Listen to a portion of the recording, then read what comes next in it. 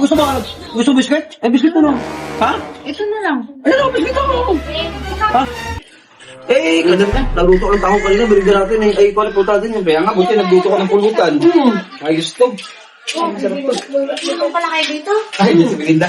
Ay, Belinda, magandang araw sa'yo. Siya punta kami ni Rudy ha. Magpatulog lang. Dito muna kayo, kay alas na ako. Siya punta. Dito lang ako sa palengke. Hanapin lang ako doon. Bakit ang ganda, mama? Kung saan ka ba naman? Pampalingki lang naman eh. Okay. Ito, masyado itong, ano eh, concern na concern, no? Palingki lang puntahan ko eh. Paligaw si ba? Nag-asawa kasi ng maganda. Ay, sige.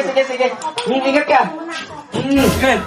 Nag-asawa kasi ng maganda eh. Tapos eh, nag-asawa siya, sabi niya, pag inom sir, wala puliwa yan eh. Lamang hinala ka. Kaya nga, buti, misis mo, mabait.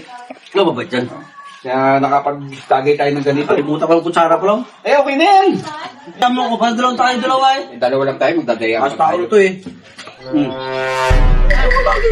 Pa, Ah, saan si mama? naman kita oh.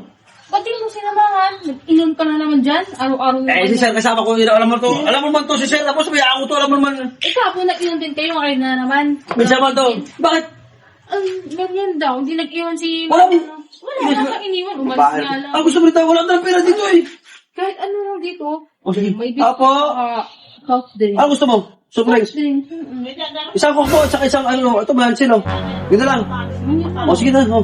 Ano pa gusto mo? Ayun o. Yan. O. Ah, gusto mo ano?